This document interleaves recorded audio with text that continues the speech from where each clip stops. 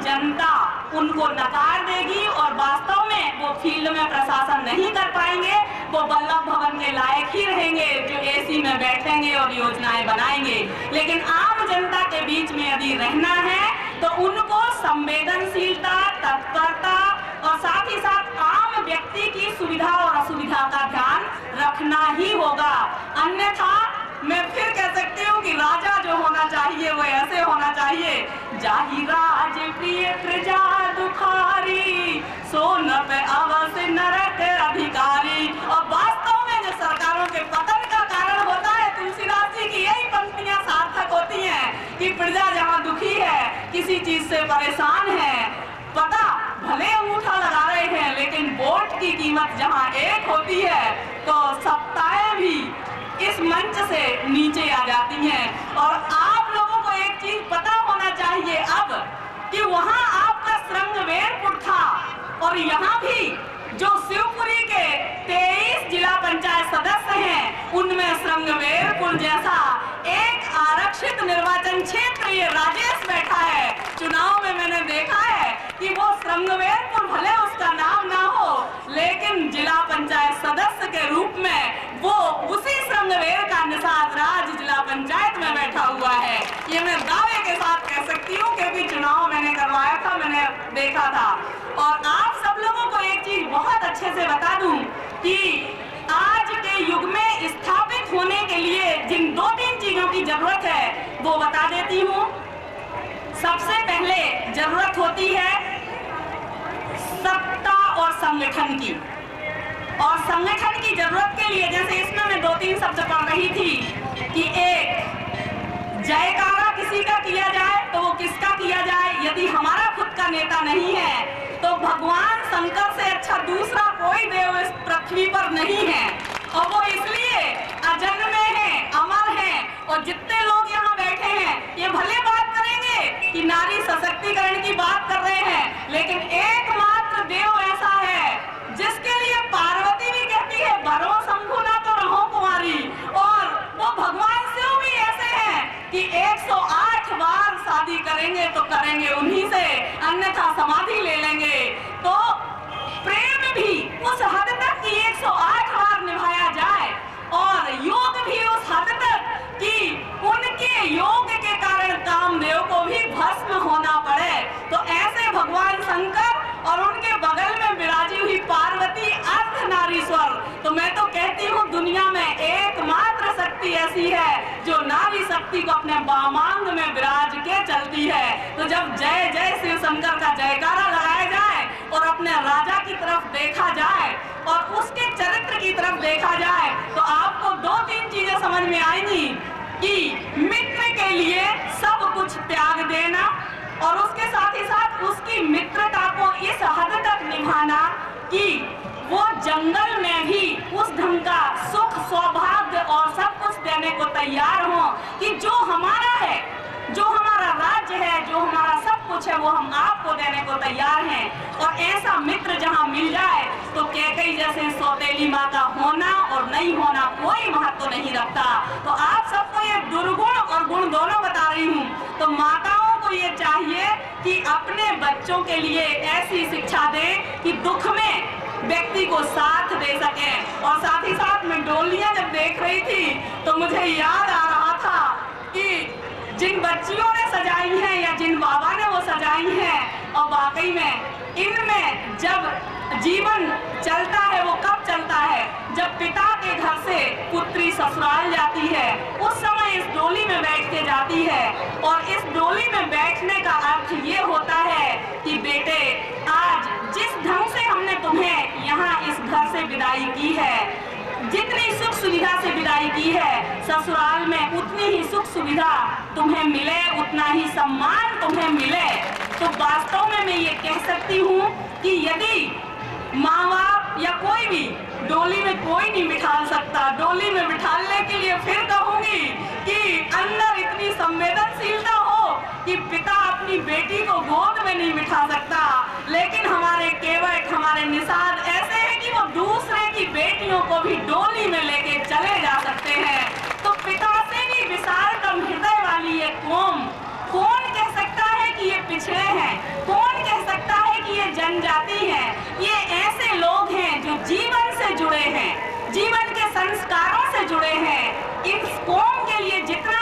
अच्छे से अच्छा कहा जाए वो उसके लिए शब्द छोटे पड़ने लगेंगे। और वास्तव में मैं अभी दादा को बोल रही थी कि मैं भी इसमें बैठ के फोटो खिंचाऊंगी, क्योंकि इतना सुंदर लग रहा था कि अब जो सम्मेलन में शादियां होती हैं वैसे शादियां होती हैं, बहुत सारे गांव ऐसे होते हैं जहां डोलियां होती नहीं है। तो मैं अभी बोल रही थी कि मैं भी इसमें बैठ के फोटो अवश्य खिंचवाऊंगी। इसके साथ ही साथ मैं एक चीज और बोलना चाह रही थी कि आज के युग में बच्चों के लिए शिक्षा बहुत जरूरी है। हमारा जन्म भले किसी भी जाति में हुआ हो, किसी भी कौम में हुआ हो, लेकिन हम इस देश के निवासी हैं और हमारे देश का संविधान जो हमें गारंटी देता है वो ये देता है कि जाति, धर्म, वर्ण, वंश किसी आधार पर भेद नहीं किया जाएगा, मौलिक अधिकार उनके रहेंगे।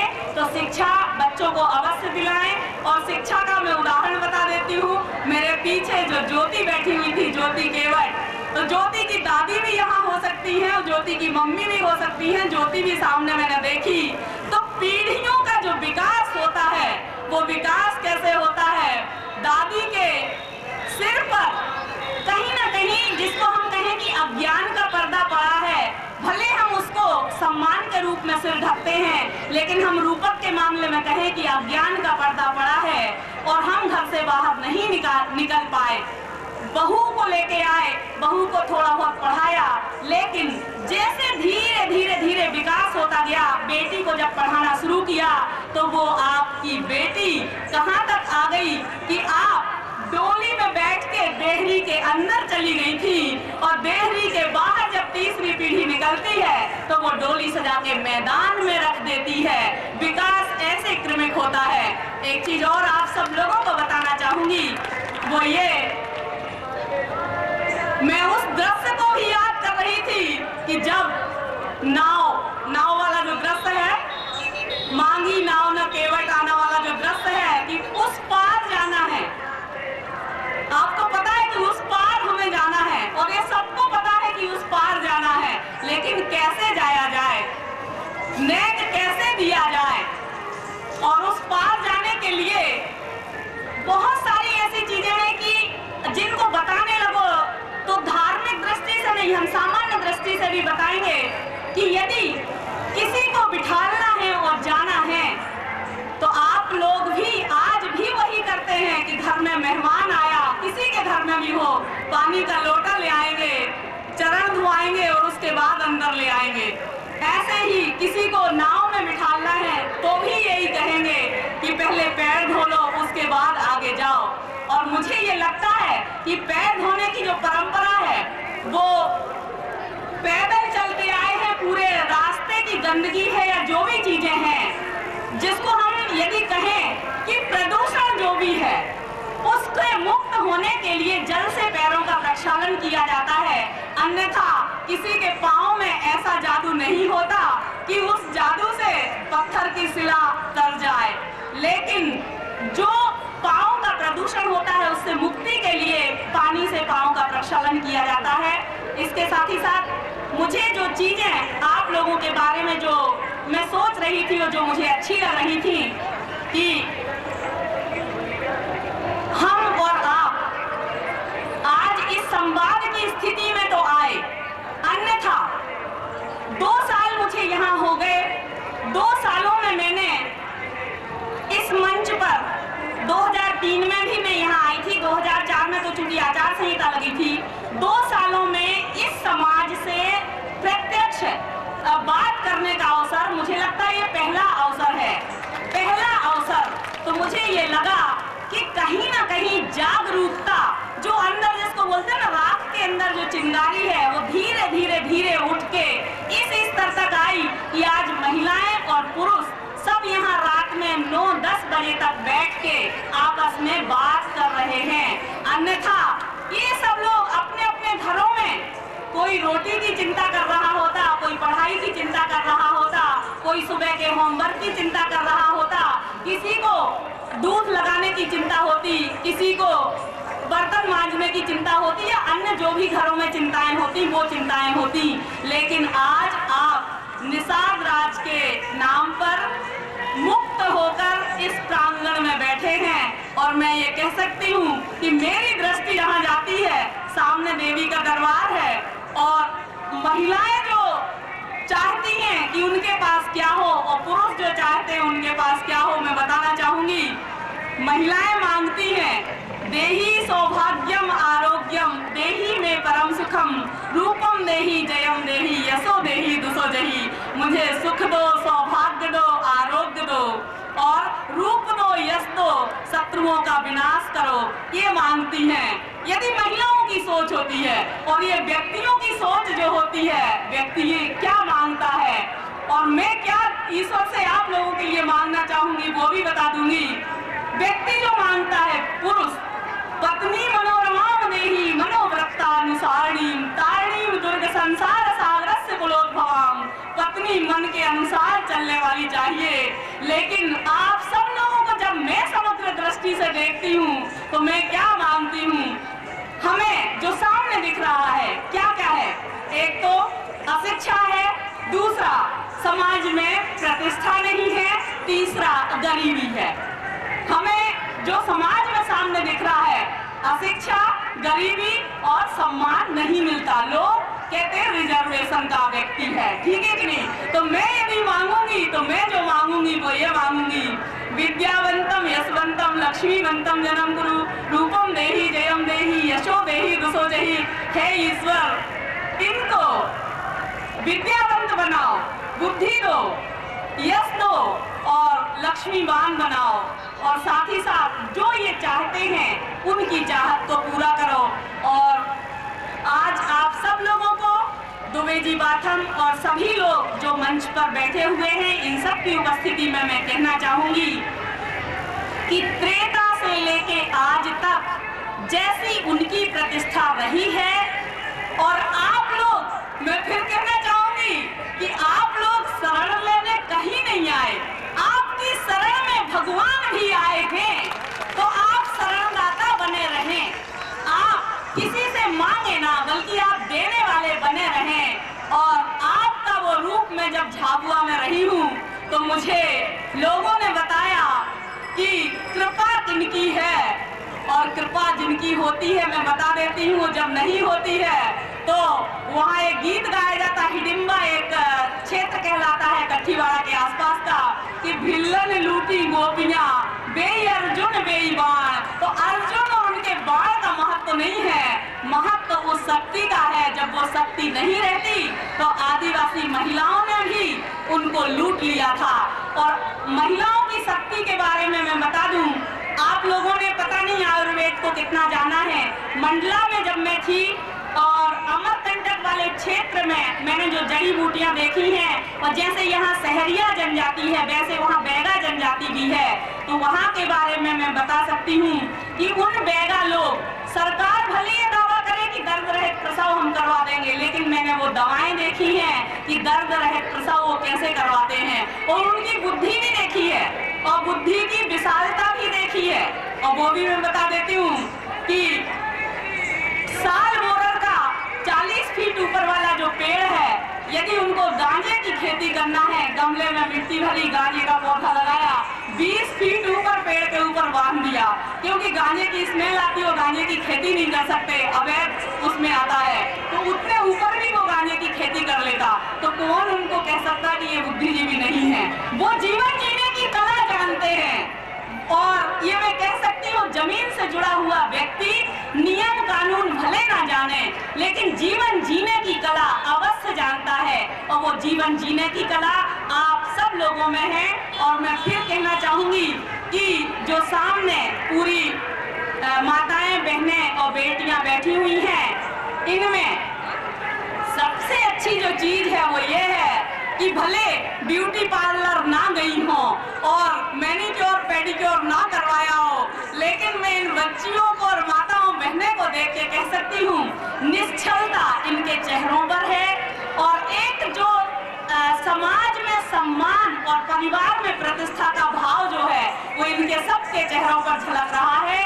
और सामने बैठे हुए लोगों के बीच में मैं जो देख रही थी वो ये कि इन लोगों में जो धैर्य है, गजब का धैर्य, कि 2 घंटे तो मैं लेट आई, उसके बावजूद भी यहाँ है। और इसके साथ ही साथ जब मैं बोल रही हूँ तो इतने प्यार से, इतने स्नेह से, इतने सम्मान से यहाँ देख रहे हैं। तो मैं ये कह सकती हूँ कि जैसे राम की मर्यादा की रक्षा की, उनकी प्रतिष्ठा की रक्षा दी, उनको शरण दी, वैसे ही मैं आज आप लोगों की शरण में हूँ कि आप इस समाज के सभी लोग सम्मान पूर्वक जीना सीखें और साथ ही साथ प्रतिष्ठित ढंग से जीना सीखें और शिक्षित होकर जीना सीखें। और ये भी कहना चाहूंगी कि आप सब लोग साक्षी हैं उस घटना के कि समाज में जिसको कहीं स्थान नहीं मिलता है उसको स्थान देने वाले भी आप ही होते हैं, उसको सम्मान देने वाले आप ही होते हैं। और मैं कहना चाहूंगी हमारे सभी भाइयों बहनों से कि जैसे त्रेता से लेके आज तक अपनी प्रतिष्ठा को कायम रखा है, आगे भी शिक्षा के बल पर, बुद्धि के बल पर, संस्कारों के बल पर और अपनी परंपराओं के बल पर उसको कायम रखेंगे। और आज जिला पंचायत में एक पद पाया है, आगे कोशिश करेंगे तो मध्य प्रदेश की विधानसभा और दिल्ली की लोकसभा भी आपके आगे हाथ फैलाए खड़ी है, क्योंकि जो सामने बैठे लोग हैं ये अंगूठा लगाते हैं। यदि पढ़ लिख जाएंगे और वोट देने लगेंगे, संगठित हो जाएंगे तो जिला पंचायत से लेके विधानसभा और लोकसभा तक भी पहुंच सकेंगे और सम्मानित जनप्रतिनिधि की हैसियत से अपने समाज के लिए कुछ नियम और कानून भी बनवा सकेंगे। मैं आप सबका हार्दिक धन्यवाद और हार्दिक ज्ञापन करती हूँ कि आप लोग भविष्य में भी ऐसे ही संगठित होकर कार्य करेंगे तो बहुत ही अच्छा होगा। भैया उड़ाते के घोड़ेला वो जी लहरे पटोर मुरेलाल, भैया बाबुल को सुनो जिंदगी भर चले हैं माता के पहने हार मुरेलाल, भैया को घोड़ेला बजरिया घुमा है वो जी की फट गई पटोर मुरेलाल, बाबुल देरी में धरियो बेटी ने दियो परवेश मुरेला। लेकिन जाना पड़ता है और डोलियां सजा के रखी है। इसके बाद एक गाने की लाइन की कहना चाहूंगी, यदि लोग जो माने किसी भी प्रकार का व्यसन करते हैं, जो चाहे पीते हो, चाहे खाते हो, चाहे भांग पीते हो, किसी भी प्रकार का, उनके लिए भी कहना चाहूंगी वो ये मोहे चिड़ों में भारत दिन जाते लांगुरिया पैड़ों रे पेवैया लांगुर गांजे को, मोहे चिड़ों में भारत दिन जाते लांगुरिया पैड़ों रे पेवैया लांगुर गांजे को, मोरी बेली को बेच गांजो पीड़ारो, मोरी बेली को बेच गांजो पीड़ारो, मोरे बेड़ा को करो मोले लांगुरिया पैड़ों रे पेवैया लांगुर गांजे को। और ये इसलिए कह रही हूँ कि ये घरवालियां जो बैठी हैं ये तुम्हारी हैं, यदि तुम नशा करोगे तो श्रृंगार तुम्हारे घर से ही जाएगा, तुम्हारी ही भाग्य लक्ष्मी का माथा खाली होगा। ये गाने के अकेले बोल रही है, जीवन जीने की शैली है कि आप अपनी पत्नी के माथे को भरा हुआ देखना चाहते हैं या किसी बनिए के घर पे उधार लेने जाएंगे। मेरे प्यारे भाइयों, समाज में सम्मान से जीना है तो कुछ आदतें छोड़नी ही पड़ेंगी, अन्यथा कर्ज लेके घी पीने वाली जो संस्कृति है वो हमें भिक्षा का पात्र हाथ में थमाए रहेगी और फिर हम निषाद राज के उस वंशज कैसे बन पाएंगे कि जो राम को शरण दे सकता था और हम अपनी आदतों के कारण पत्नी के माथे का टीका बनिया के यहाँ लेके जाएंगे। मैं फिर कहना चाहूंगी कि आप सब लोग आदतें इतनी अच्छी बनाएं, संस्कार इतने अच्छे बनाएं कि हमारे हाथ देने वाले बने रहें, दाता के वाले बने रहें, ऐसे बन के भिक्षा पात्र न बन जाएं, वरन दान देने वाले हाथ हों और ऊंचे हाथ हों। और वो तभी हो सकते हैं जब हम में निषाद राज जैसा हृदय हो, उनके जैसी बुद्धि हो, उनके जैसी संवेदना हो, और वो संवेदना आप सब में है त्रेता से लेके आज तक। धन्यवाद।